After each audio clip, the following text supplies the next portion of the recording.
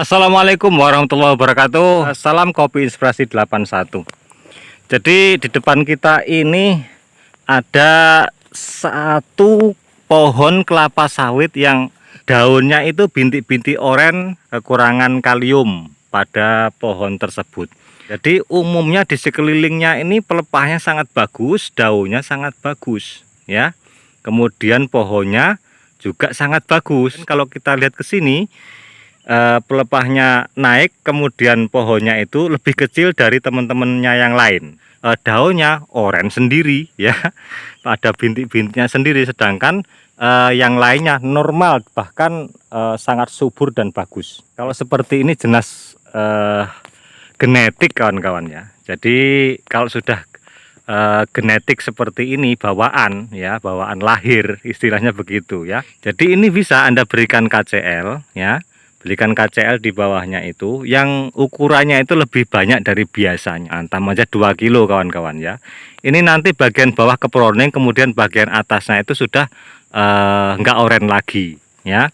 Tapi dalam kurun waktu tertentu, tidak selamanya sembuh, nanti dia akan kembali oranye lagi kawan-kawan ketika kekurangan lagi. Jadi dia itu memerlukan lebih banyak kalium, intinya seperti itu ya. Karena saya pernah mencoba di kebun saya sendiri ya. Jadi ada beberapa pohon yang modelnya seperti ini. Kok dia ini kok oranye sendiri dibanding yang lain gitu ya. Hantam dengan KCL, ternyata sembuh memang. Jadi bagian pelepah bawah yang oranye seperti ini nanti akan keproning dengan sendirinya oleh pemanen. Kemudian sembuh, nggak ada lagi yang oranye. Nanti suatu saat itu timbul lagi ya di pohon yang sama. Kurang lebihnya begitu yang saya alami di lapangan kawan-kawan. Nah, jadi seperti ini nih genetik ya. Buahnya ada aja kawan-kawan, tapi dalam segi pemandangan itu nggak nyaman banget.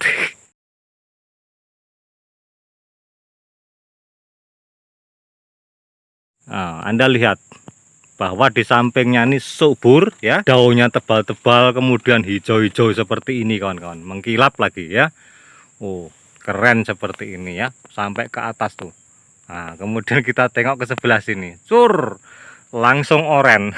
Kalau Anda mau seperti yang saya lakukan tadi juga bisa ya. Untuk yang sudah terkena oranye ini ya tidak sembuh ya, begini terus kawan-kawan ya.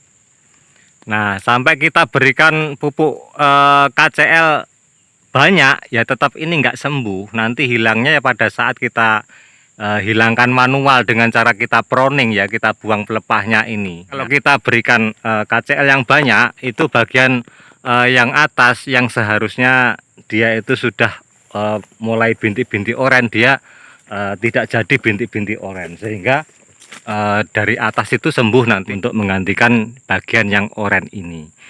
Nah, cuman ya itu nanti kalau KCL-nya tidak disusul kembali, kita akan menghubungkan normal saja, maka dia akan oranye kembali. Lama kelamaan akan kembali oranye gitu loh ya.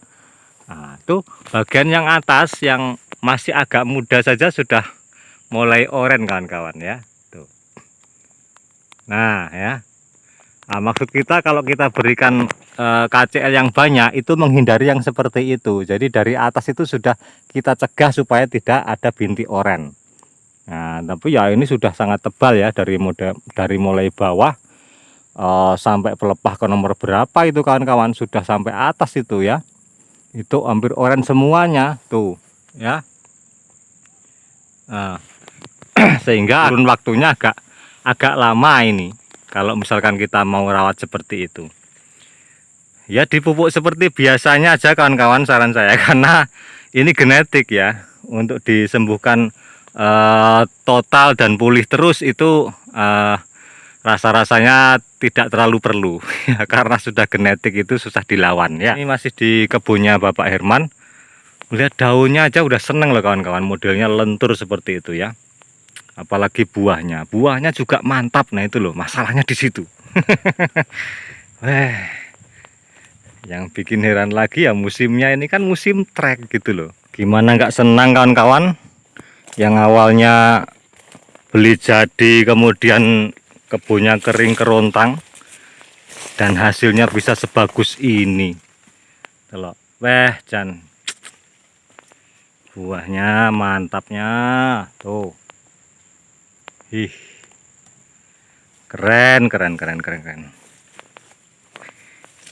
Tak ajak tilik-tilik kembali kawan-kawan ya. Karena kemarin tuh sebenarnya belum keliling saya ajak keliling kembali sedikit ya. Karena kebun ini juga agak luas, jadi ya mungkin tidak semuanya.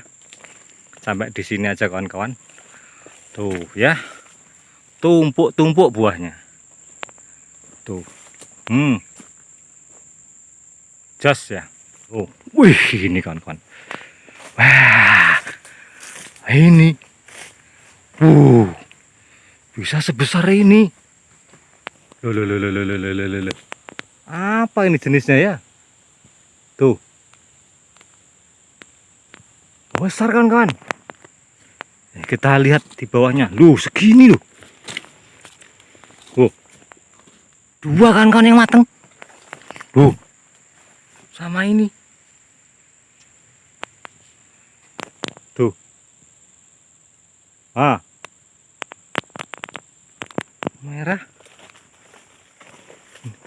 Loh kan lancip kan? Wih, besar ini. Tuh.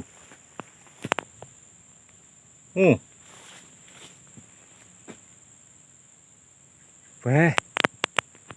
Berondolanya gede juga kawan-kawan loh. Segini loh. Nah. Penasaran aku. Coba yang ini kita pecah kawan-kawan. Bentuknya seperti apa ini? Ya. Kurang pas. Agak mencong. Duh. Kok nggak ada ininya? Nggak ada kelapanya. Lah. Ini jenis apa ini? Kurang pas gini. Ah. Tuh. Nah. Kalau ini dagingnya tebal sekali, ya. Dagingnya tebal, batoknya tebal juga kalau yang ini. Nah. Tuh. Dagingnya tebal juga.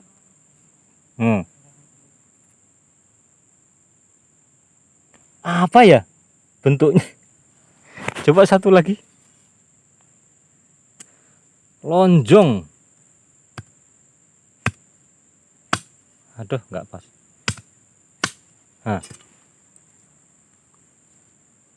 Bentuknya begini ya. Ini belum pas di batoknya nih. Aduh, nah. Ya.